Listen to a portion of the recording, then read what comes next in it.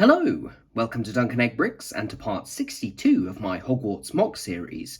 In the last part, which was a little while ago now, we made a prefect's bathroom in the clock tower based on parts I had in my collection. Today we're going to be adding to a previously built part of the castle, but before we do that we're going to take a quick look at set number 76413, Room of Requirement. Now, from what you can see in front of you, it should be fairly obvious that this is the latest 2023 version of the Room of Requirement, not set number 75966, which came out in, I believe, 2020, I like to say. This is in the newer modular style with the sand green roofs and comes apart into various different pieces. It's also based on a different scene from the previous set. That was based on Order of the Phoenix, and this one is based on Deathly Hallows Part 2. I do have that previous set, or I have had it and taken it apart, and in fact it formed the basis for my existing Room of Requirement, which is here in the long gallery. So I've used some of the minifigs, the Patronus pieces, and various other bits and pieces of detail to form my Room of Requirement there. And when I saw this set, I decided that I really wanted to add it to the collection and combine the pieces that were in it into my main Hogwarts build, but I didn't want to actually take out the scene that I've already put in there. I know some people have done kind of sliding floors where you can slide one scene out and put another one in, because of course Hogwarts is there for the entire series, and lots of different scenes happen in the same room. So what I figured I'd do instead is actually expand where the Room of Requirement occupies. So at the moment it's in here with an entrance just there. And what I'm actually going to do is expand it with a little bit of modification into the bell towers just here. So I'm going to make this all part of the Room of Requirement too, and have the entrance on the end or the side here, which I know technically is the outside of the building, but it's the most convenient place to put this. Try to make sure that doesn't fall apart. But anyway, quick look at the set just here. So we get 5 minifigs included in this set. We get Harry in his Deathly Hallows guise. It's the first one I've got. I think it's the same minifig that comes in the Battle of Hogwarts set. It's a nice figure. I think the first time that we've got Harry in his Deathly Hallows costume, or at least his costume from the end of Deathly Hallows Part 2. Next up, we've got Hermione in her similar costume with her pink hoodie and then a blue jacket on outside it. We don't have a Ron in this set, and I don't think a Ron has actually been produced yet because he doesn't appear in the Battle of Hogwarts set either, which is a bit of a shame, but I kind of see why they cut it down to 2 out of the 3 main good guy characters, and that's because there should also be 3 bad guy characters. We've got Draco in his kind of weird suit. Not sure if that's a new torso. And then we've also got our, I think possibly first or maybe second appearance of Blaise Zabini. Looks really nice with that slightly newer flesh tone there, which isn't the reddish brown. And he just comes with a single-sided face because he's got that nice short haircut on top. Obviously, the one missing is Goyle, who dies in this scene, so maybe that's why they decided not to include him. We have got Goyle before a couple of times. Obviously, in the books, it's Crabbe and Goyle, but there was a bit of controversy surrounding the actor playing Crabbe, hence why Zabini was substituted in, and Goyle dies in Crabbe's place. It's all very complicated. And last but not least, we have the Grey Lady, or Helena Ravenclaw, and this is a fantastic minifig. Uses the modern dress component and some really nice updated printing with some metallic silver in there, including on the eyebrows and lips of her face. She uses the slightly newer Luna Lovegood hair in light bluish grey. It's slightly awkward because this was originally designed to go over a satchel piece, so there is a little bit of a gap there, but from most angles you can't see it. She does come with a dual-sided face, and on the other side she is screaming at Harry for daring to suggest that she doesn't know what the diadem has been turned into. So there we go, a great minifig. Obviously it doesn't quite come from this exact scene, rather it's the one before it where Harry talks to her about the location of the diadem, and that is reflected in the set. Those are just the spare pieces, but I'll leave them sitting there for now. I'll just bring this over. So you can see from the outside, it follows the modular construction. It's very tall, but this level can be broken off, if you can just see that at the top of the screen. It has these sliding panels in front of the door there, so the door can appear. They work decently well. Uses the new 6-wide door frame with the double doors inside. Each of these doors has 4 stickers on them, which is a bit of a shame, but the pattern does look pretty nice when you actually get to it. The outside detail is fairly bland. You know, they've established a certain style and this definitely fits in it. These two Hogwarts crests are quite nice. They are also stickers though. Spinning around to the inside, this is where things are a bit more interesting. You can see the doors there, got some door handles, and then these stickered pieces forming an arch around them, which look nice. Most prominent here, you can see this orange creation, which is Fiendfire. So this is what Goyle in the film casts and what eventually consumes the Room of Hidden Things in the Room of Requirement. I'll just pop this back together. It's a recolor of the basilisk head, unprinted in just a standard orange, a couple of the large macaroni pieces again in just standard orange, and then a bunch of trans orange flame elements. It's fine, it's obviously quite small. You know, the Fiendfire is enormous, but I understand why they couldn't, you know, represent that in the set. And, you know, as a little addition, it's quite nice. As I showed you before, it does come apart, and there are a number of places on here that you can kind of plug it in and kind of play around with where it is. So it looks like there's more coming out. There are some spare pins here, which are really meant for connecting the sections together, but you can also use to connect these parts. Not this obviously because it's a cross axle, but into some of these parts together. So that's pretty decent, put to one side. It's one of the reasons why I wanted to get this set, because I really wanted A, the minifigs, B, the Fiendfire creature, C, the sticker sheet so I could get these bits around here, and then D, the actual doors and door frame, and everything else was just a bonus. It was on sale, so it basically worked out cheaper to actually buy this than try and bricklink it. If I take the top bit off, it's actually two parts here, and then the roof can come off into further parts, so can this. You know, it's the modular system, you can do lots of stuff with it. And then if we take this brick off the top here, this can actually open out, so you can either do angles or they can go a full 90 degrees on both sides.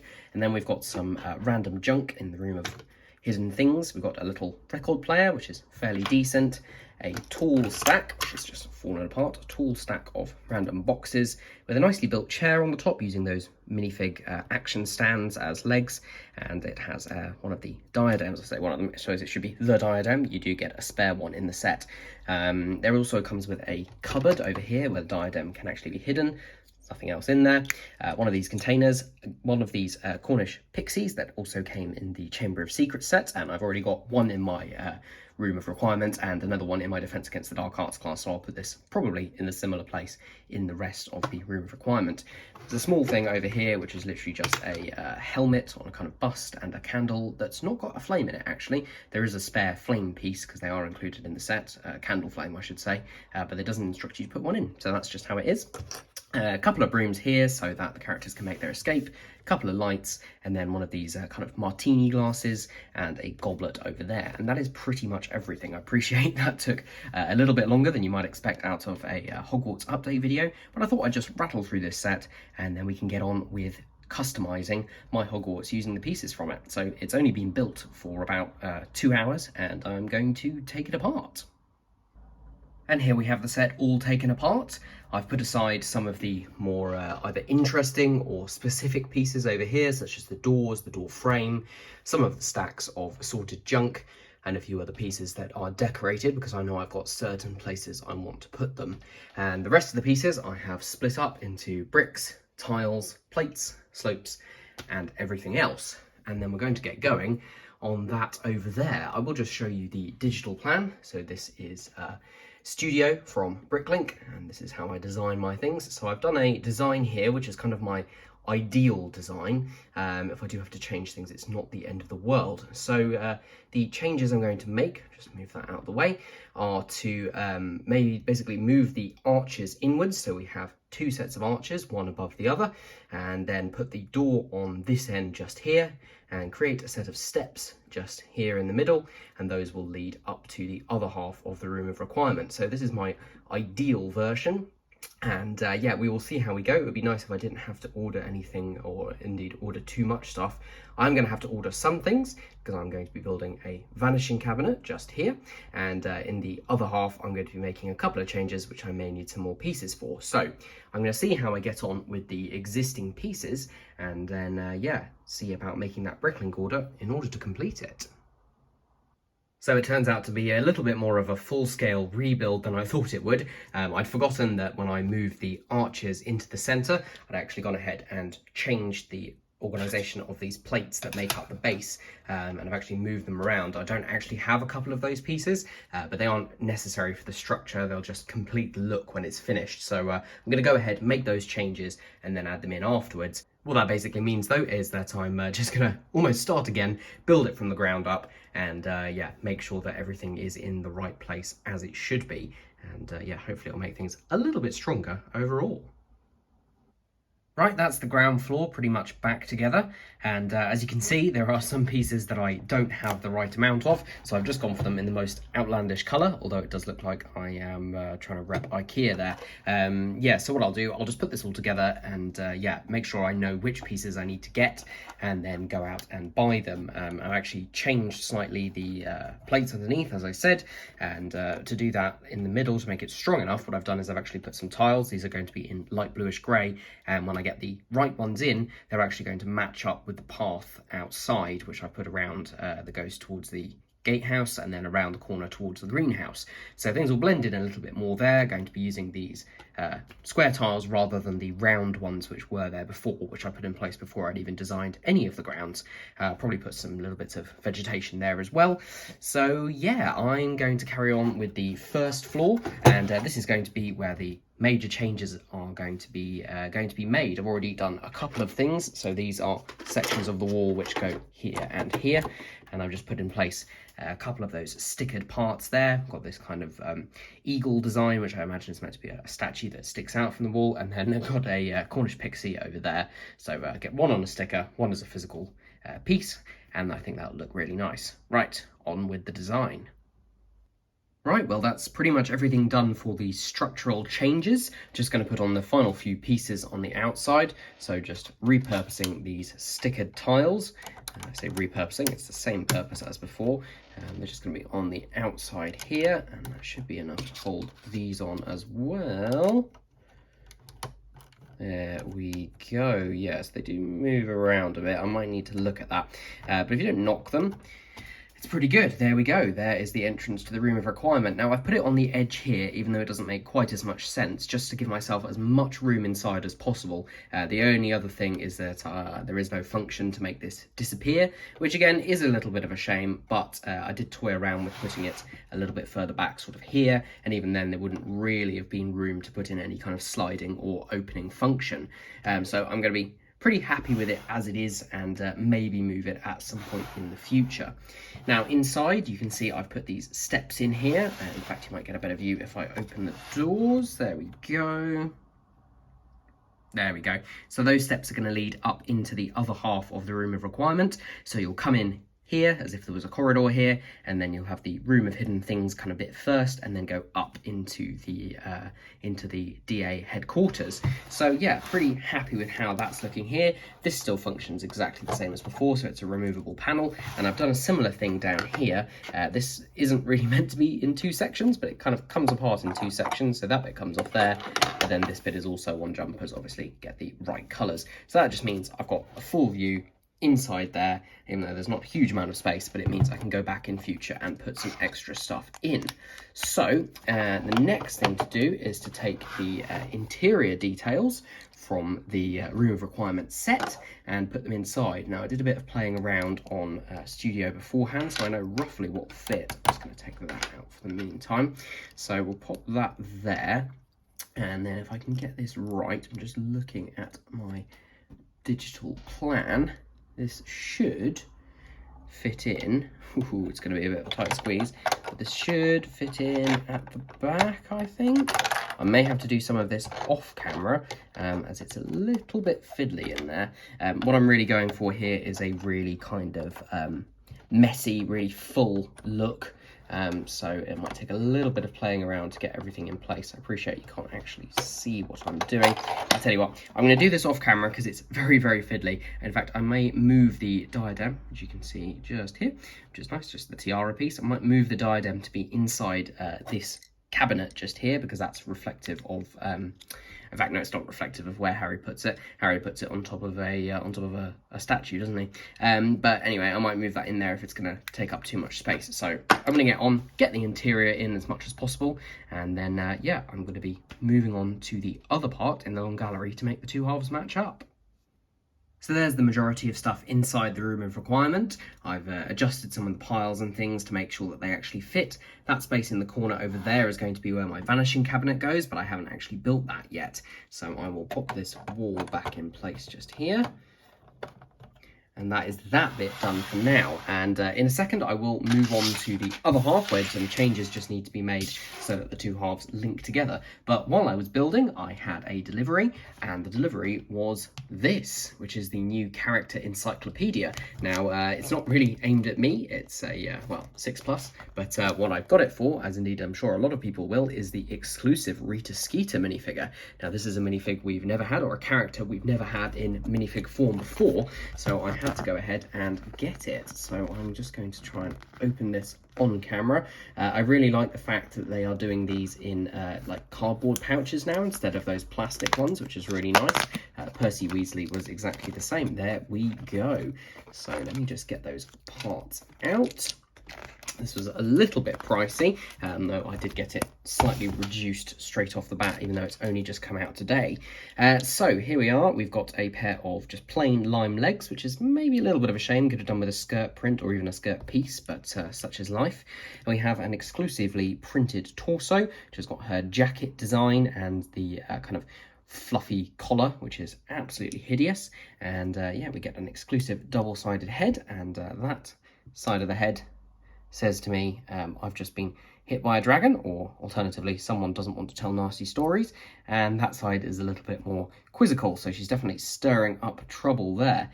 And then one of these hair pieces, which looks great, same hair piece as Umbridge, and yeah, I think that suits her pretty well. She also comes with what I think is meant to be a little writing pad. I don't know how well this tile represents that, but it's okay.